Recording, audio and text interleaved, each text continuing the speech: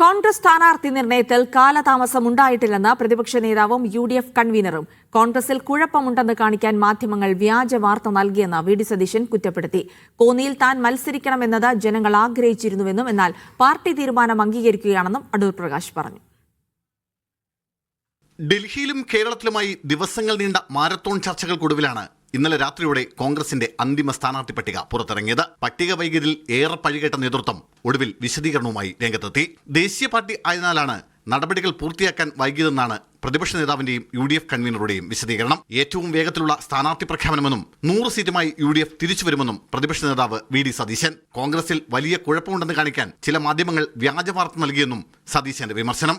AKG സെന്ററിന്റെ ചെലവിൽ കാര്യങ്ങൾ നടത്തുന്ന ചാനലുകൾ കോൺഗ്രസിനെതിരായി UDFിനെതിരായി നടത്തുന്നത് വ്യക്തിപരമായി എനിക്കെതിരെയുണ്ട്. അതെനിക്ക് പ്രശ്നമല്ല. പക്ഷെ കോൺഗ്രസിനെയും UDFിനെയും ഇല്ലാത്ത വാർത്തകൾ കൊണ്ട് അധിക്ഷേപിച്ച് ഞങ്ങളെ തോൽപ്പിക്കാമെന്ന് ആരെങ്കിലും കരുതുന്നുണ്ടെങ്കിൽ ഈ വാർത്ത കൊണ്ടൊന്നും ഞങ്ങൾ തോക്കൂല. എൽദോസ് കുന്നപ്പിള്ളിക്ക് സീറ്റ് നൽകാതിരുന്നത് പല ഘടകങ്ങൾ പരിശോധിച്ച ശേഷമെന്നും സതീശന്റെ വിശദീകരണം. കോന്നിയിലെ ജനങ്ങൾ താൻ നിയമസഭയിലേക്ക് മത്സരിക്കണമെന്ന് ആഗ്രഹിച്ചിരുന്നുവെന്നും നേതൃത്വത്തെ ഇക്കാര്യം അറിയിച്ചിരുന്നതായും അടൂർ പ്രകാശ്.